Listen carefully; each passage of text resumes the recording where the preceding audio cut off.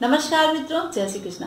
अब हम आपको बताएंगे कि सिंह राशि में आप देखें यहाँ पर कि सिंह राशि से जो केतु और शनि का संबंध बन रहा है वो पंचम भाव में बन रहा है।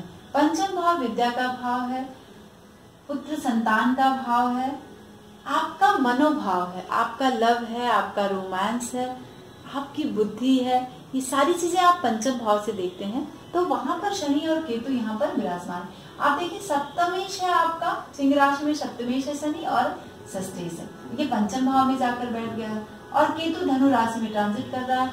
अब आपको देखना है उत्तराषाढ़ा नक्षत्र वहां पर सूर्य का प्रभाव देगा, ठीक है।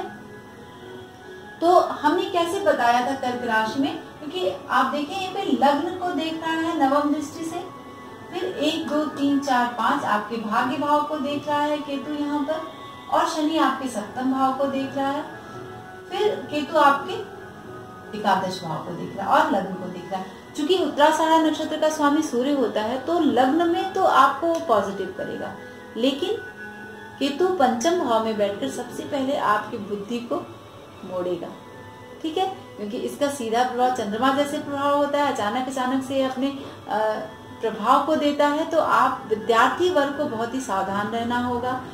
यहाँ पर आपको अपनी पढ़ाई में प्रॉपर आपको सरस्वती मंत्र का जाप करना होगा, गणेश आराधना करनी होगी, तब जाके कुछ 18 महीने के लिए आपको यहाँ पर लाभ मिलने वाला है। अगर आप परीक्षा की तैयारी कर रहे हैं तो आपको विशेषकर गणेश मंत्र का जाप करना होगा और केतु के लिए ब्लैंकेट दान करना होगा, कुत्तों को टोस्ट खिलाना होगा, तब जाके आपको कुछ पॉजिटिव आपके शिक्षा के क्षेत्र को लेकर मिल सकता है। अगर आप व्यवसाय में हैं तो उसमें आपको विशेष सावधानी करनी होगी, क्योंकि जैसे यहाँ पे सप्तम भाव को आपके शनि दृष्टि डाल रहा है और शनि के तो आपस में शत्रु हैं, इसलिए पंचम भाव में बैठकर एकादश भाव को देखना यानी आपके लाभ में कमी कर देना, है ना। अब आप ये देख लीजिए कि बर्थ चार्ट में कहाँ बैठा है, तो उसी के अनुसार ये ट्रांजिट वाला फल आपको मिलने वाला है, ठीक है।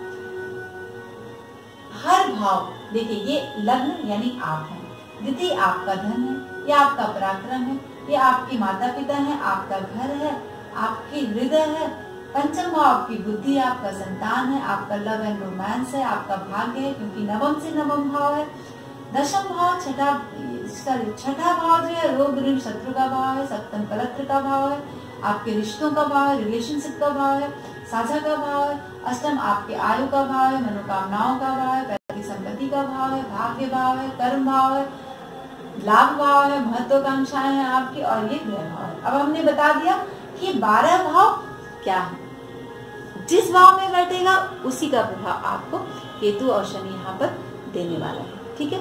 अब हम बताएंगे तो आपको कुछ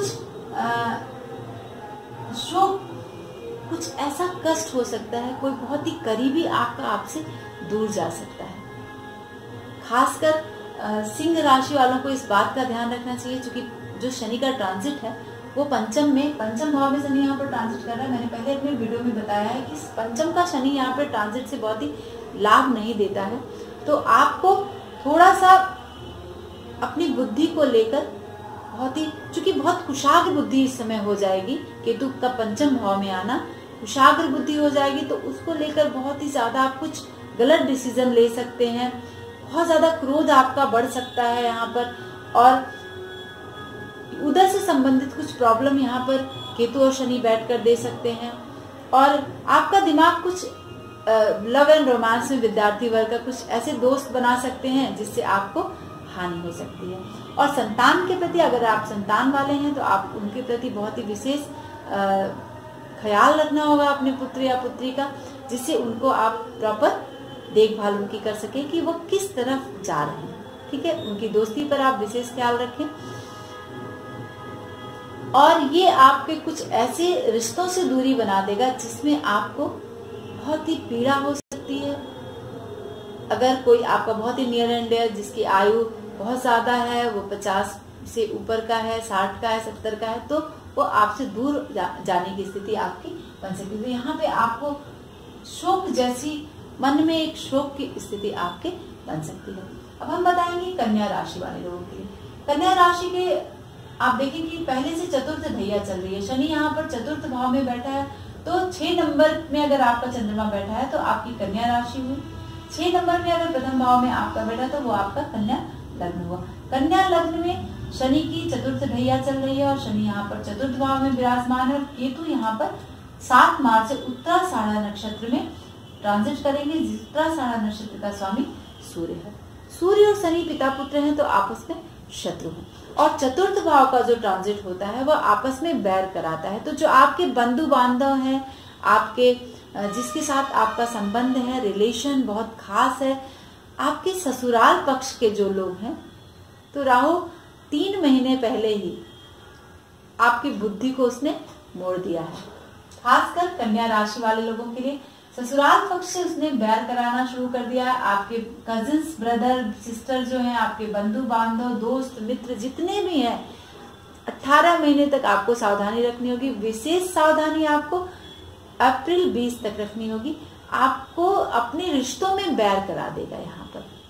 और आप अपने बर्थ चार्ट में देख लें कि शनि और केतु कहाँ बैठा है, तो उससे संबंधित भी फल आपको यहाँ पर प्रदान करेगा। उसी से संबंधित भाव का फल आपको ट्रांजिट से कोई भी ग्रह प्रदान करता है।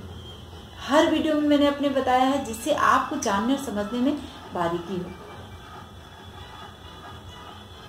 अब हम बताएंगे कि तुला राशि। तुला राशि से तृतीय भाव में शनि और केतु यहाँ पर संबंध बना रहे हैं। 7 मार्च से एक साथ बैठ रहे हैं और शनि यहाँ पर बहुत ही खास होता है। तृतीय भाव उसका अपना कारक भाव है, तृतीय भाव का शनि का, तो शनि यहाँ पर बहुत ही पराक्रमी बनाता है और खासकर तुला राशि वालों के लिए पंचमेश और चतुर्थेश तृतीय भाव में जाकर बैठा है। तो तुला राशि वाले जातकों के लिए जो शनि है वो यहाँ पर धन की प्राप्ति कराएगा। आपको पहले मैंने बताया कि केतु शनि का तृतीय भाव, छठा भाव और एकादश भाव ये बहुत ही शुभ भाव होते हैं जिसमें वह आपको अच्छा लाभ देते हैं। तो ये तृतीय भाव तुला राशि वालों के लिए बहुत ही खास ट्रांजिट है। ये केतु और शनि का आपको धन का लाभ कराएगा। क्यों?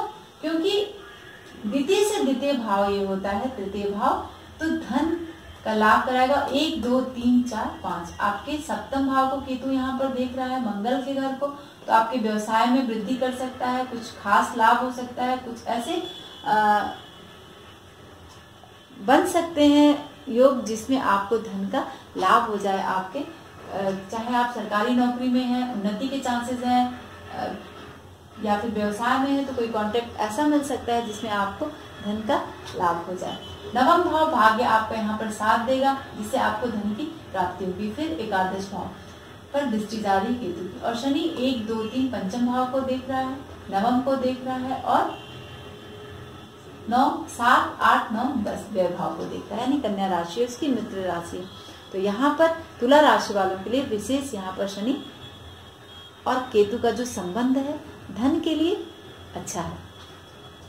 चूंकि यहाँ पर बहुत ही चंचल प्रवृत्ति रहती है, केतु जब 3rd हाउस में बैठता है तो एक झगड़ालू जैसी प्रवृत्ति बन जाती है। तो मैं यहाँ पर आपको बहुत ही अवेयर करने वाली हूँ कि अगर आप इस तरह की कोई कॉन्ट्रैक्ट साइन कर रहे हैं या फिर आपके अधिकारी वर्ग हैं कोई, तो उनसे आप झगड़े ना करें।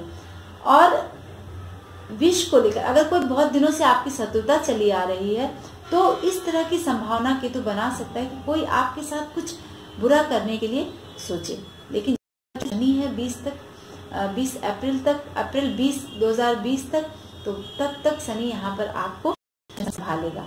आपके भाई बहन से थोड़े से आपके अपने धन का तो लाभ कराएगा, लेकिन भाई बहन को लेकर आपको थोड़े से प्रॉब्लम क्रिएट कर सकता है और व्यर्थ के आपके वाद विवाद हो सकते हैं। और अगर आप भूत प्रेत या इन चीजों में जादू टोने में विश्वास करते हैं तो इस तरह की कंडीशन आपकी शनि बना सकता है। और केतु और शनि यहाँ पे बना सकते हैं। क्यों? क्योंकि अष्टम से अष्टम भाव है या तृतीय भाव, तो गुप्त चीजों का आपको भक्त बना सकता है। इस तरह की चीजें आपके अंदर आ सकती हैं, आपका विश्वास बढ़ सकता है।